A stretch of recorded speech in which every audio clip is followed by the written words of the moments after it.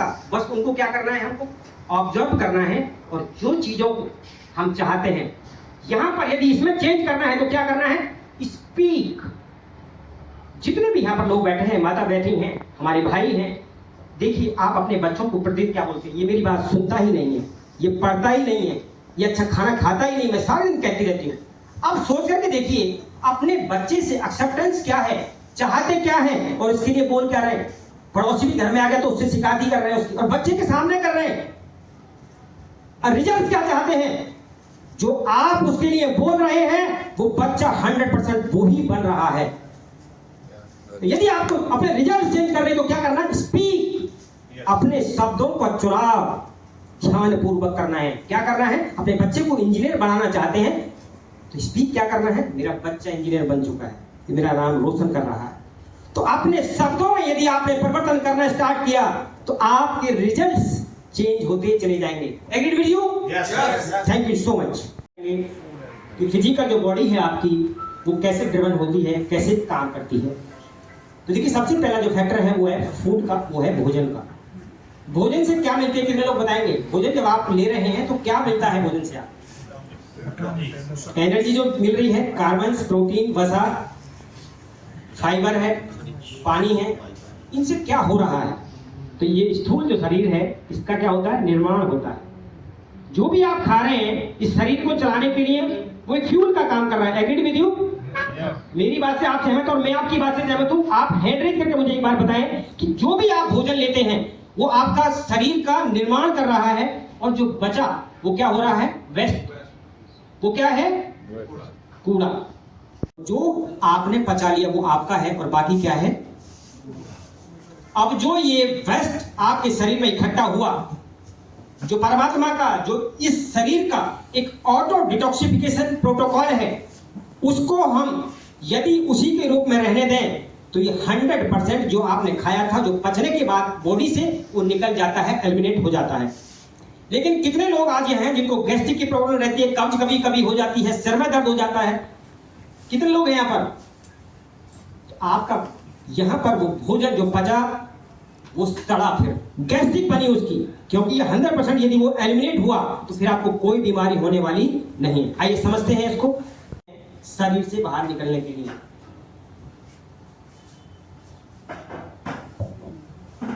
समझ पा रहे हैं, पहला क्या है, जो किडनी है वो आपके पेशाब को बाहर निकाल देती है, शरीर में जो बचा पखाने के रूप में हमारी जो आते हैं वो बाहर निकालती हैं, पसीना स्किन के रूप में स्किन निकालती है, और जो श्वास आप ले रहे हैं, छोड़ रहे हैं, लंग उस पर काम करता है। तो बॉडी से 4 रास्ते हैं जो आपके टॉक्सिन को एलिमिनेट करने में सहयोग देते हैं।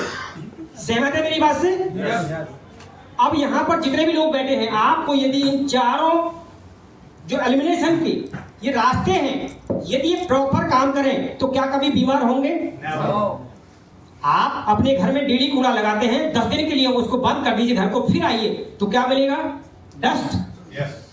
तो ऐसे ही हमारे शरीर में जब जब भी आप इन चीजों को प्रॉपर शरीर से एलिमिनेट नहीं करेंगे, वो स्टोर होगी तो क्या होगा, डस्टबिन बनेगा, और जब डस्टबिन बनेगा तो कॉज ऑफ डिजीज, वो हमारी बीमारी का कारण बन जाएगा। शरीर से बाहर निकलने के लिए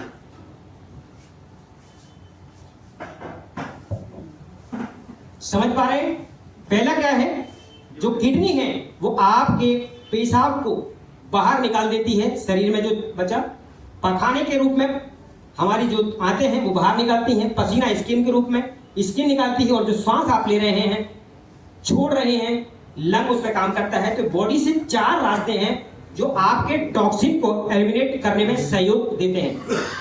सहमत है मेरी बात से? अब यहां पर जितने भी लोग बैठे हैं, आपको यदि इन चारों जो एलिमिनेशन के ये रास्ते हैं, यदि ये प्रॉपर काम करें तो क्या कभी बीमार होंगे? आप अपने घर में डेली कूड़ा लगाते हैं, 10 दिन के लिए उसको बंद कर दीजिए घर को, फिर आइए तो क्या मिलेगा, डस्ट। तो ऐसे ही हमारे शरीर में जब जब भी आप इन चीजों को प्रॉपर शरीर से एलिमिनेट नहीं करेंगे, वो स्टोर होगी तो क्या होगा, डस्टबिन बनेगा, और जब डस्टबिन बनेगा तो कॉज ऑफ डिजीज, वो हमारी बीमारी का कारण बन जाएगा। क्या इनका समाधान मेडिसिन है? क्योंकि हमारा डॉक्टर क्या कहता है, एक बार यदि किसी ने बीपी की दवाई लेना स्टार्ट की तो क्या कहता है डॉक्टर साहब, लाइफ टाइम लेनी है। Life time. आप सहमत है डॉक्टर साहब की बात? और कौन कौन लोग सहमत है? यदि बीपी की दवाई एक बार स्टार्ट हो जाए तो हमारा डॉक्टर क्या कहता है, लाइफ टाइम लेनी है। अब मुझे बताइए, यदि वो दवाई है तो जैसे आपको भूख लगी, आपने रोटी खाई तो भूख शांत हो जाती है, आपको प्यास लग रही है, पानी पिया तो शांत हो गई। लेकिन ऐसी कौन सी दवाई है जिसको लगातार लेते जा रहे हैं और नाम दवाई है और फिर भी ठीक नहीं हो रहे? तो क्या है फिर वो एक चक्रव्यूह है। दवाई रोग को ठीक नहीं करती है, तो फिर क्या करेगा? दवाई को बंद करके एक्सरसाइज करो। तो देखिए, हमारा जो आयुर्वेदिक साइंस है, जो हमारा आयुर्वेद है, और जो लोगों ने रिसर्च की, हम उनको पहले महर्षि बोलते थे, आज रिसर्चर बोलते हैं, वैज्ञानिक बोलते हैं। लेकिन पुरातन में हमारा जो ये साहित्य है, वैदिक साहित्य, वहां पर उनको ऋषि बोला जाता था कि उन्होंने वो सारी चीजें खोजी हैं, अनुसंधान किया है। तो एक्यूट डिजीज, जो तीव्र रोग हैं, उनका नाम मैं ले रहा हूं, कफ है, कोल्ड है, फीवर है, वोमिटिंग है, डायरिया है, ये जितने भी गैसेस हैं, ये क्या है? और यदि इन पर आप दवाई खाते हैं, ये आपके मित्र हैं, वो कैसे स्लाइड में बताऊंगा। ये यदि आपने दवाई ले ली तो क्या करेंगे, क्रोनिक डिजीज में कन्वर्ट हो जाएंगे। कैसे? ये कफ कोल्ड कैसे बन जाएगा? अब देखिए, अस्थमा और ब्लड प्रेशर में कन्वर्ट हो जाएगा। मेरी बातों को समझ पा रहे हैं? Yes. यदि आपने ऑन द स्पॉट टैबलेट ले ली, ये टैबलेट क्या करने वाली है आपको? कंप्लीट क्या होता है? हार्ट फेलियर होता है, ऑर्गन फेलियर हो जाते हैं, कैंसर हो जाता है। तो कितने लोग हैं जो कोरिलेट कर पा रहे हैं कि आज तक जो जानकारी हमको मिल रही है वो अब से पहले जानकारी नहीं मिली? इस प्रकार से, बिल्कुल सिंपल भाषा में। मेरी बात से सहमत है? बिल्कुल आसान भाषा में, इस डॉक्टरी भाषा को हमने इतना आसान कर दिया, आम आदमी, गांव का आदमी भी बी और ओन डॉक्टर। हमारा पर्पज है हर किसी को अपना डॉक्टर बना दो, उतनी एजुकेशन उसको दे दो ताकि वो अपने घर का खुद डॉक्टर बन के अपने परिवार को स्वस्थ रख सके। का ऑटो हीलिंग मैकेनिज्म आपको फीवर कर रहा है। जैसे शरीर के अंदर टॉक्सिन आया, उसने क्या किया? फीवर क्रिएट किया। फीवर में कोई भी टॉक्सिन, जब 104 डिग्री का टेम्परेचर हो जाता है शरीर के अंदर, टॉक्सिन जिंदा नहीं रह सकता। तो वो क्या था? आपका दोस्त। और हमने क्या किया? डर गए। डॉक्टर ने बताया, गोली खा ली।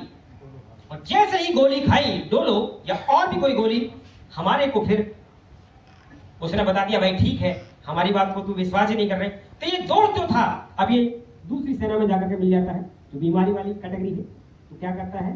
ये आपको अस्थमा बनाता है, बीपी बनाता है, एसिडिटी बनाता है, कॉन्स्टिपेशन बनाता है, अंत तक फिर आपकी बॉडी में रहता है जब तक आपको मार ना दे।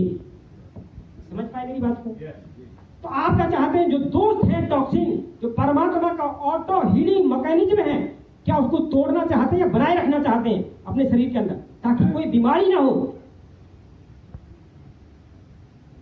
यदि इनको अपने शरीर में आप स्टोर करेंगे, या आपने जान लिया, इन टॉक्सिन को यदि शरीर से एलिमिनेट कर दें तो हम स्वस्थ जीवन जी सकते हैं।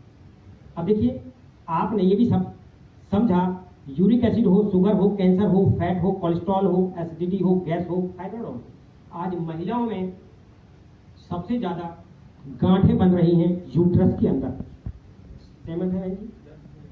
क्या हो रहा है? उनको यूट्रस को काट करके बाहर निकाल दिया जाता है और गांठ बनती हैं दूसरे रूपों में शरीर के अंदर, जो कैंसर के रूप में आप सबको दिखती हैं।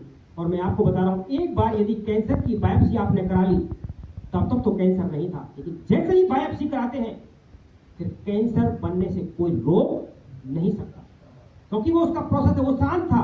लेकिन उन सेल को जैसे ही आप चबाते हैं फिर वो उस रूप में आपके सामने दिखने लगते हैं।